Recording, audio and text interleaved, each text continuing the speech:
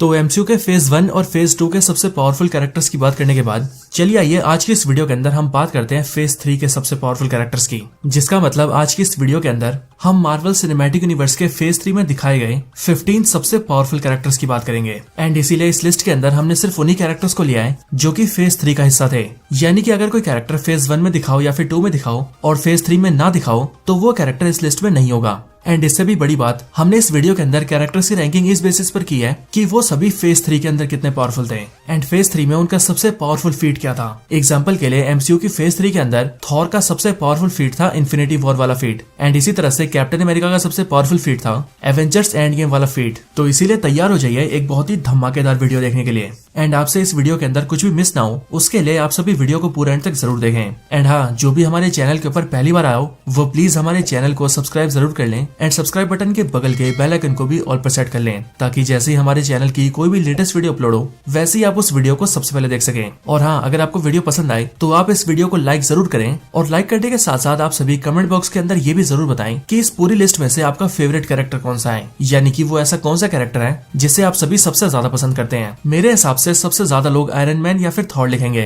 तो चलिए देखते हैं कि आखिरकार कौन किसका नाम लिखता है। एंड हाँ, आप में से जो भी इन कैरेक्टर्स का नाम सबसे पहले लिखेगा मैं उसके कमेंट को भी पिन कर दूंगा। सो अब इसीलिए देखना ही है कि आखिरकार कौन से कैरेक्टर का और किसका कमेंट पिन होता है। तो चलिए अब इसके बाद हम बिना किसी देरी के आज की इस कमाल की वीडियो को स्टार्ट करते हैं। Number 15 black panther. तो वकांडा देश का राजा टिचाला यानी कि black panther Marvel cinematic universe के फेज 3 के सबसे पावरफुल कैरेक्टर्स में से एक है। ब्लैक पैंथर की पावर्स की बात करें तो ब्लैक पैंथर के पास देवी बास्ट की देवी पावर्स है, वाइब्रेनियम से बना अर्थ का सबसे स्ट्रॉन्ग सूट है एंड इनके साथ ही इसके पास वकांडा देश की एडवांस मिलिट्री ट्रेनिंग भी है, जिस ट्रेनिंग की वजह से black panther hand to hand combats में लड़ना भी बहुत बखूबी जानता है। एंड इन सबके साथ साथ ब्लैक पैंथर ने अपनी लाइफ के अंदर बहुत सारी फाइट्स एंड वॉर्स भी लड़ी है, जिस वजह से ब्लैक पैंथर ये बखूबी जानता है कि उसे किसी बैटल के अंदर अपने दुश्मन का कैसे सामना करना है। ब्लैक पैंथर की एंट्री भी एमसीयू के फेज 3 में होती है, जहां पर वो सबसे पहले सामने आता है ब्लैक पैंथर मूवी से। और एमसीयू में स्पेशली फेज 3 के अंदर ब्लैक पैंथर अंबाको को हरा चुका है, किलमॉन्गर से फाइट करके उसे भी हरा चुका है, सभी एवेंजर्स के साथ मिलकर बैटल ऑफ वकांडा के अंदर थैनोस की आर्मी को धूल चटा चुका है और तो और एवेंजर्स एंड गेम के अंदर वो एक बार फिर से थैनोस और उसकी आर्मी का सामना कर चुका है। एंड ये सारी चीजें हमें बताती हैं कि ब्लैक पैंथर आखिरकार कितना पावरफुल है।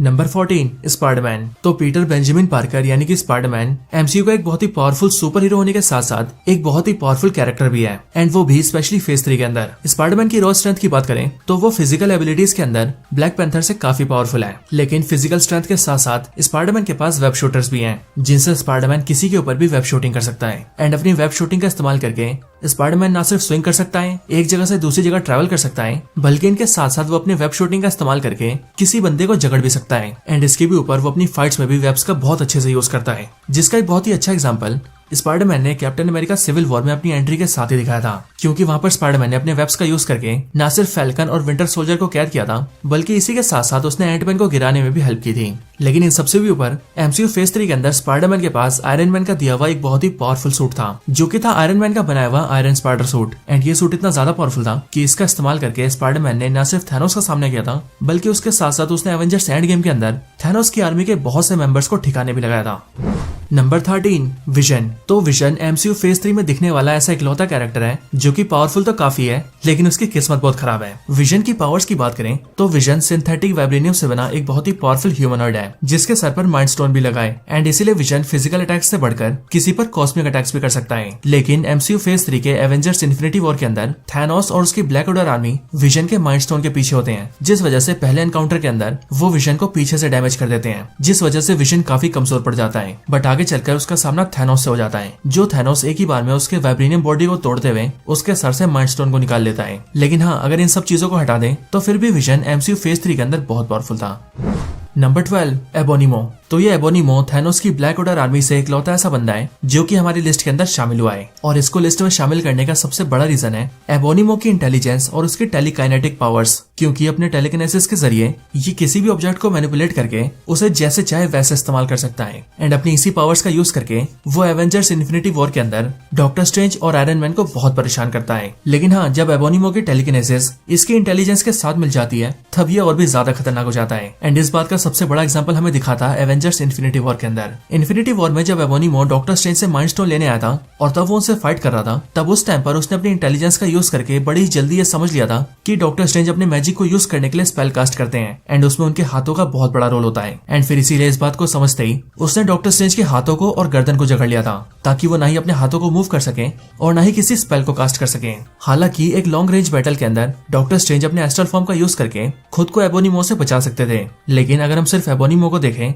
तो तब हमें पता लगता है कि आखिरकार एबोनिमो कितना पावरफुल है। Number 11, Hulk. तो अपना हरा भरा पहाड़ जैसा दिखने वाला मॉन्स्टर जिसे सारी दुनिया हल्क के नाम से जानती है, मार्वल के फिजिकली सबसे स्ट्रॉन्ग कैरेक्टर्स में से एक है, जिसका मतलब अगर किसी को हल्क का घूसा लगे तो वो बंदा उठता नहीं बल्कि दुनिया से उठ जाता है। एमसीयू का हल्क फिजिकली इतना स्ट्रॉन्ग है कि उसने द एवेंजर्स मूवी के अंदर अपने सिर्फ एक ही पंच से चित्तौनी के एक पूरे लिवाइथन को ढेर कर दिया था। लेकिन हाँ, अगर हम सिर्फ एमसीयू फेज 3 की बात करें तो फेज 3 के अंदर भी हल्क तूफान के नेता थॉर से फाइट कर चुका है, हेला के पालतू मॉन्स्टर फेनरिस को हरा चुका है और तो और मैड टाइटन थैनोस से भी फाइट कर चुका है, और वो भी तब जब थैनोस के पास पावर स्टोन होता है। हालांकि एमसीयू के फेज 1 और 2 के मुकाबले फेज 3 के अंदर हल्क को थोड़ा कमजोर दिखाया गया है एंड एवेंजर्स एंड गेम आते आते तो उसे बहुत वीक कर दिया गया है। लेकिन हाँ, इन सब के बावजूद भी हल्क पूरे एमसीयू के अंदर स्पेशली फेज 3 के अंदर एक बहुत ही पावरफुल कैरेक्टर था।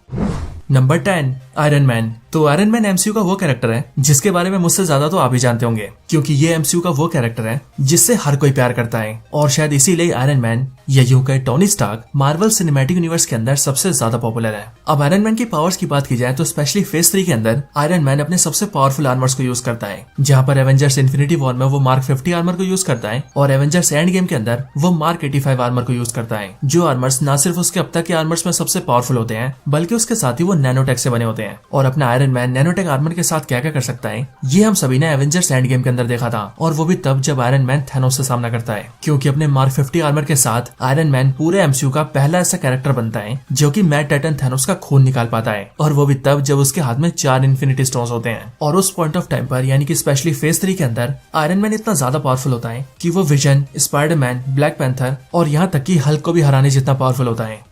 Number 9, captain America. Captain Steve Rogers यानी कि कैप्टन अमेरिका मार्वल के एक पावरफुल सुपर सोल्जर है, और कैप्टन ना सिर्फ एक सुपर सोल्जर है बल्कि वो मार्वल के सारे सुपर सोल्जर्स में भी सबसे पावरफुल है। कैप्टन अमेरिका मार्वल के पहले एवेंजर है, और अगर कैप्टन की पावर्स की बात की जाए तो एक सुपर सोल्जर होने की वजह से न सिर्फ कैप्टन अमेरिका बहुत ही पावरफुल है बल्कि वो बहुत ज्यादा ड्यूरेबल भी है, उनका हीलिंग फैक्टर काफी सुपीरियर है, और तो और उनकी स्पीड और स्टेमिना भी बहुत ज्यादा है। बट इन सब के साथ साथ कैप्टन के पास मिलिट्री ट्रेनिंग है, वो वर्ल्ड वॉर 2 के टाइम पे रेड स्कल को हरा चुके हैं, और तो और वो अपने जीवन काल के अंदर बहुत सी लड़ाइयां लड़ चुके हैं, जिस वजह से कैप्टन अमेरिका टैक्टिक्स के मास्टर हैं। एंड इसीलिए अगर एमसीयू फेज 3 की बात करें तो फेज 3 के अंदर कैप्टन अमेरिका अपने पीक पर होते हैं, और जब एवेंजर्स एंड गेम के अंदर कैप्टन के हाथों में म्योनिर आता है तब तो कैप्टन एक गॉड जितने पावरफुल हो जाते हैं, और फिर आयरन मैन और थॉर के बाद तीसरे ऐसे कैरेक्टर बनते हैं जो कि थैनोस की कुटाई करके उसका खून निकाल देते हैं। नंबर 8, हेला। तो ओडिन की बेटी और थॉर की बहन हेला, जिसे गॉडेस ऑफ डेथ कहा जाता है, वो मार्वल के सबसे पावरफुल कैरेक्टर्स में से एक है। हेला सबसे पहले सामने आई थी एमसीयू फेज 3 के थॉर रैग्नारोक के अंदर, एंड वहां पर आने के साथ ही उसने थॉर के म्योनिर को अपने हाथों से तोड़ दिया था, एंड हम सभी को बताया था कि उसकी ट्रू पावर्स कितनी ज्यादा है। हेला एक एसगार्डियन गॉड है, जिस वजह से हेला के अंदर है गॉडली पावर्स, बट इनके भी ऊपर हेला के पास नेक्रो एनर्जी से बना हुआ ऑब्सीडियन स्वॉर्ड है, जिसे हेला जब चाहे और जितना चाहे उतना समन कर सकती है, और इसके इस्तेमाल से हेला एक बार में वेलकरीज की एक पूरी आर्मी को भी अकेले खत्म कर चुकी है। Number 7, shorter. तो सर्टर एक पावरफुल फायर डीमन है जो कि रूल करता है मस्फिलहाइम को। सर्टर 1000 फुट से भी लंबा एक ऐसा पावरफुल फायर मॉन्स्टर है जो कि अपनी धधकती आग से किसी को भी जला सकता है और कहीं भी डिस्ट्रक्शन ला सकता है। बट इनके भी ऊपर सर्टर के हाथ में उसका ट्विलाइट स्वॉर्ड भी होता है, एंड इसका स्वॉर्ड इतना ज्यादा पावरफुल है कि वो इसके एक सिंगल ब्लो से एक पूरे प्लेनेट तक को डिस्ट्रॉय कर सकता है। और जब इसे इटर्नल फ्लेम मिल जाए, जो कि इसे थॉर रैग्नारोक के अंदर मिलती भी है, तब उसके बाद सर्टर इतना ज्यादा पावरफुल बन जाता है कि वो एसगार्ड जैसे एक गॉडली प्लेस को भी डिस्ट्रॉय कर देता है, एंड उस टाइम पर हेला का कोई भी अटैक उसके ऊपर असर भी नहीं करता है, और सर्टर एसगार्ड के साथ साथ हेला को भी खत्म कर देता है, जो चीज इस बात को साबित करती है कि अपना सर्टर हेला और उसके साथ साथ लिस्ट में पीछे बताए गए सारे कैरेक्टर से ज्यादा पावरफुल है। Number 6, captain Marvel. Carol Danvers aka captain Marvel एक क्री ह्यूमन हाइब्रिड है जिसके अंदर कॉस्मिक पावर्स है, एंड उसे इसकी ये सारी पावर्स मिली है 6 इन्फिनिटी स्टोन्स में से एक स्टोन स्पेस स्टोन से। कैप्टन मार्वल बहुत पावरफुल है, और इसका सबसे बड़ा रीजन है कैप्टन मार्वल का बाइनरी फॉर्म, और वो इसीलिए क्योंकि कैप्टन मार्वल वैसे तो बहुत पावरफुल है, लेकिन जैसे वो अपने बाइनरी फॉर्म में आ जाती है, जो कि उसकी सबसे पावरफुल फॉर्म भी है, तब उसके अंदर उसे हरा पाना किसी के लिए भी बहुत ही ज्यादा मुश्किल हो जाता है। एंड अपने बाइनरी फॉर्म में रहते हुए कैप्टन मार्वल कॉस्मिक एनर्जीज को बड़े आराम से अब्सॉर्ब कर सकती है, और फिर उन सब सबको वील्ड करके वो न सिर्फ एनर्जी बीम फायर कर सकती है बल्कि उसके साथ साथ वो फोटोनिक ब्लास्ट भी फायर कर सकती है। और इसका ये बाइनरी फॉर्म इतना ज्यादा पावरफुल है कि एवेंजर्स एंड गेम के अंदर सिर्फ अपनी एंट्री से ही इसने थैनोस के बड़े से स्ट्रॉन्ग और टफ वॉरशिप को एक ही बार में डिस्ट्रॉय कर दिया था। और मैं आपको बता दूं कि पूरे फेज 3 के अंदर ऐसा कर पाना सिर्फ कुछ गिनती के कैरेक्टर्स की बस की बात थी और कैप्टन मार्वल उनमें से एक थी। Number 5, Scarlet Witch. तो पूरे एमसीयू फेज 3 के अंदर स्कारलेट विच का अपीयरेंस काफी कम रहा है क्योंकि फेज 3 के अंदर वो सबसे पहले दिखी है कैप्टन अमेरिका सिविल वॉर के अंदर, देन एवेंजर्स इन्फिनिटी वॉर के अंदर और फिर फेज 3 के आखिर में एवेंजर्स एंड गेम के अंदर। लेकिन इतने कम अपीयरेंसेस के बाद भी स्कारलेट विच का इम्पैक्ट फेज 3 के अंदर बहुत बड़ा रहा है एंड उसने अपनी पावर से हम सभी को शॉक किया है। स्कारलेट विच एक पावरफुल विच है जो कि केओस मैजिक का यूज करती है और अपने केओस मैजिक के साथ स्कारलेट विच नॉर्मली इतनी ज्यादा पावरफुल है कि वो अपनी पावर से एवेंजर्स एज ऑफ अल्ट्रॉन के अंदर एक ट्रेन को रोक चुकी है, अल्ट्रॉन के दिल को निकाल चुकी है, विजन को बड़े आराम से काबू करके उसे जमीन के अंदर घुसा चुकी है और एवेंजर्स इन्फिनिटी वॉर में बैटल ऑफ अर्थ के अंदर ब्लैक ऑर्डर आर्मी की प्रॉक्सिमा मिडनाइट को एक झटके में मार चुकी है। लेकिन स्कारलेट विच की असली पावर्स तो तब दिखती है जब वो अपने केओस मैजिक का यूज करके एवेंजर्स एंड गेम के अंदर थैनोस को पकड़ लेती है क्योंकि उसके बाद थैनोस के लिए भी स्कारलेट विच से खुद को छुड़ा पाना बहुत मुश्किल हो जाता है। बट इन सबसे भी बढ़कर स्कारलेट विच की असली पावर्स तो हमें तब दिखती है जब वो अपनी मैजिकल पावर्स का यूज करके न सिर्फ विजन के माइंड स्टोन को तोड़ देती है बल्कि उसी टाइम पर वो अपने दूसरे हाथ से 5 इन्फिनिटी स्टोन्स को होल्ड करने वाले थैनोस को भी रोक देती है। Number 4, doctor strange. तो डॉक्टर स्ट्रेंज एक पावरफुल मैजिशियन, एक सॉर्सरर और मास्टर ऑफ मिस्टिक आर्ट्स हैं एंड एमसीयू के फेज 3 के अंदर वो अर्थ के सॉर्सरर सुप्रीम भी होते हैं यानी कि पूरे अर्थ के सबसे पावरफुल मैजिशियन। डॉक्टर स्ट्रेंज ऐसे इकलौते कैरेक्टर हैं जो कि डार्क डायमेंशन के डोरमामू को भी अर्थ पे आने से रोक चुके हैं और वो भी उसे अपने टाइम लूप के अंदर फंसाकर। और इसके भी ऊपर जब डॉक्टर स्ट्रेंज का सामना थैनोस से होता है तब थैनोस के हाथों में 4 इन्फिनिटी स्टोन्स होते हैं लेकिन उसके बावजूद भी डॉक्टर स्ट्रेंज बिना अपने टाइम स्टोन का यूज किए थैनोस को बड़ी तगड़ी टक्कर देते हैं। और अगर थैनोस के हाथों में उस टाइम पर 4 इन्फिनिटी स्टोन्स नहीं होते तो तब तो डॉक्टर स्ट्रेंज थैनोस की काफी अच्छी वाट लगा सकते थे।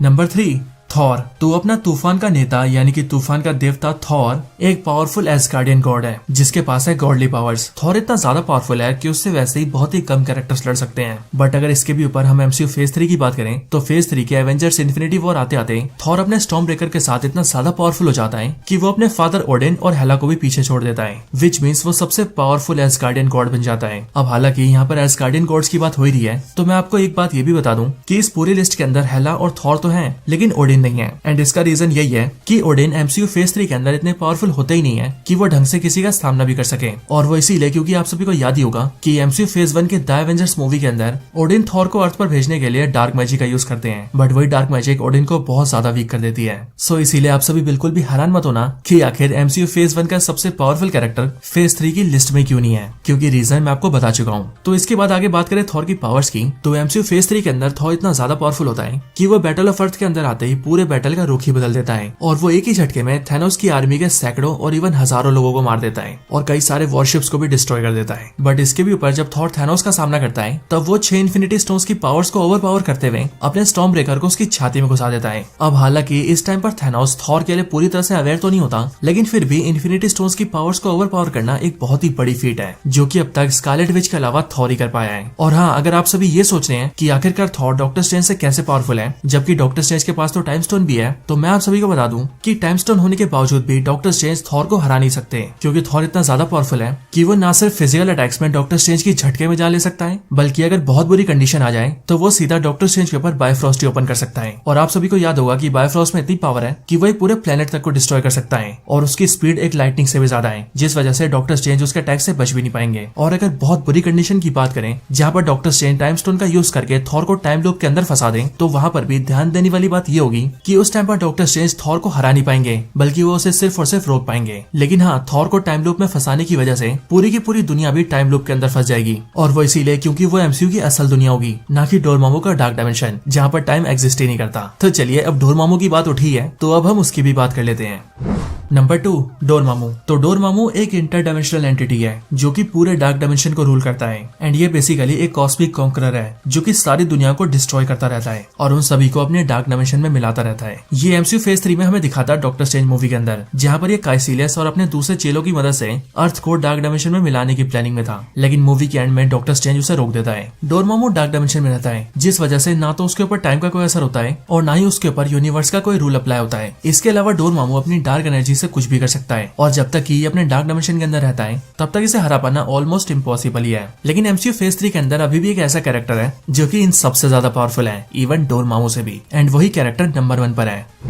Number 1, Thanos. तो मैड टाइटन थैनोस एक इटर्नल डेविएंट हाइब्रिड है, एंड ये इतना ज्यादा पावरफुल है कि ये फिजिकली हल्क जैसे पावरफुल कैरेक्टर को भी बड़े आराम से हरा सकता है। लेकिन अगर थैनोस के सबसे पावरफुल फीट की बात की जाए तो वो है थैनोस विद इन्फिनिटी स्टोन्स। यानी कि जब थैनोस सारे इन्फिनिटी स्टोन्स को इकट्ठा कर लेता है तब उस टाइम पर पूरे एमसीयू फेज 3 के अंदर थैनोस से ज्यादा पावरफुल और कोई भी नहीं होता। एंड थैनोस के हाथों में ऐसी पावर होती है कि वो पलक झपकते ही पूरे यूनिवर्स को डिस्ट्रॉय कर सकता है। यहाँ तक कि जब उसके हाथों में सारे स्टोन्स आ जाते हैं तब वो अपने प्लान को पूरा भी करता है और आधे यूनिवर्स के सारे बींग्स को मार देता है। थैनोस इनक्रेडिबली पावरफुल है, एंड सभी इन्फिनिटी स्टोन्स के साथ वो space, time, reality, power, mind और सोल जैसे यूनिवर्स के सारे एस्पेक्ट्स को कंट्रोल कर सकता है, जिस वजह से थैनोस के पास लिमिटलेस पावर्स हैं। एंड इसीलिए वो न सिर्फ टाइम को मैनिपुलेट कर सकता है बल्कि वो जिसे चाहे उसे मार सकता है और पूरी की पूरी रियलिटी तक को अपने हिसाब से रीशेप कर सकता है, और ऐसा करने से उसे कोई नहीं रोक सकता। एंड इसीलिए इन लिमिटलेस पावर्स के साथ ही थैनोस एमसीयू फेज 3 का सबसे पावरफुल कैरेक्टर है। तो दोस्तों यही थी वीडियो एमसीयू फेज 3 के टॉप 15 सबसे पावरफुल कैरेक्टर्स के ऊपर। आप सभी को वीडियो पसंद आई हो तो इसे लाइक जरूर करें, और आपको इन सभी कैरेक्टर्स में से सबसे ज्यादा कौन पसंद है उसका नाम कमेंट्स में जरूर लिखें। बाकी चैनल को जिसने अभी तक सब्सक्राइब नहीं किया वो अभी के अभी सब्सक्राइब करें और बेल आइकन को भी जरूर से प्रेस कर लें। बाकी मैं आप सबसे मिलता हूँ ऐसी किसी और बेहतरीन वीडियो में, तब तक के लिए गुड बाय।